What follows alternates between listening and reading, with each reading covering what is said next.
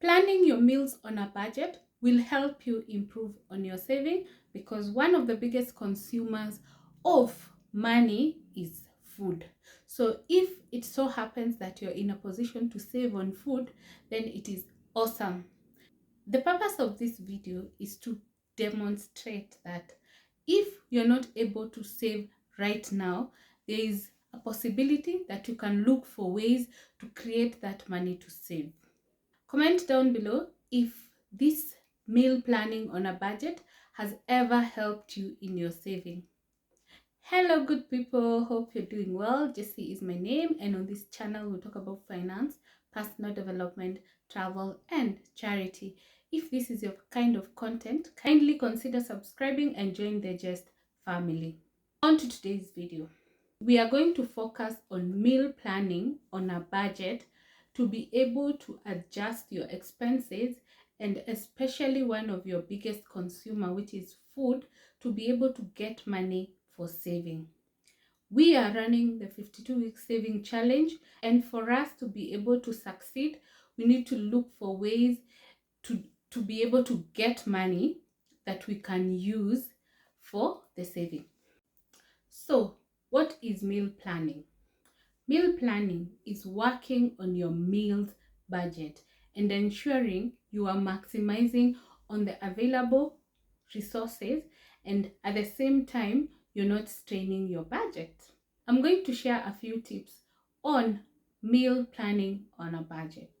So, to start with, do you have a menu in your house? Leave a comment. A menu will help you make savings because it will guide you. This is how you come up with your menu. Ensure that you check what is in stock and you list it down, and you work around your menu with what you already have in stock, and then you can shop for any other thing if what is in stock is not sufficient. You see, when you came up with the menu, it was so easy because it made sure you utilized what you had first before going out for something else. The second thing is plan your meals around the foods that are on sale. Sometimes you find some foodstuffs are on sale, and that is the best time to shop. Assuming you stock up your grocery shopping, like in the recent past, I've realized even supermarkets are giving sales and realistic sales. Remember, we said you have to be very careful so that it does not pause like a sale.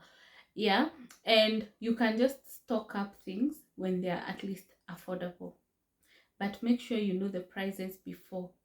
The next thing is check your pantry, your freezer and fridge, and ensure you utilize everything in those spaces before you shop other stuff.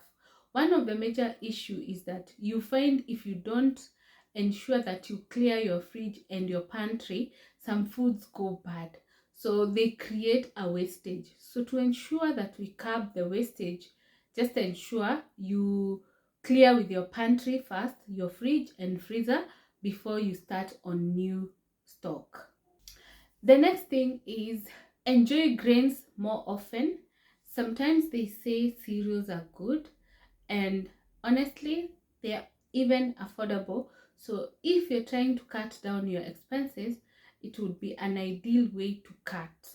So on your menu, maybe you can even have more grains than you have the meaty food. Yeah. The next thing is avoid recipes that require special ingredients. If these ingredients are available in your house, well and good. If not, then if you're really on a tight budget or you really want to cut down on food, then avoid anything that will cost you extra cash, and especially some expensive ingredients. The next thing is look for seasonal recipes. What are they? These are foodstuffs that you prepare because they're in season. When something is in high season, there is a higher supply than the demand. So it gives you capacity to be able to buy a lot. And then you save. And also it helps you to buy cheap food and still enjoy a good meal. The next thing is have a leftover day. And this is just the day you just ensure that anything that was in the fridge, freezer, pantry that has overstayed is eaten and that chapter closed, so that you don't again waste food when you don't eat all the leftovers. The next thing is you can make extras.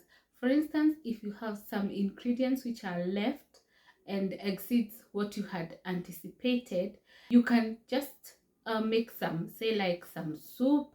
Maybe you can add the ingredients to the food so that you actually increase the food and you can eat maybe twice or thrice. Yeah. The next thing is, as much as you're saving, as much as you're on a tight budget, ensure the meal is balanced. You don't have to buy meat to have a balanced diet. You don't have to buy expensive stuff to have a balanced diet. Just ensure what you're buying is balancing, of course, financially and also as a meal. The next thing is know your family preferences. This is actually key because one of the reasons why you have so much left over, why you have so much food that has not been cooked, is because you didn't buy what they like.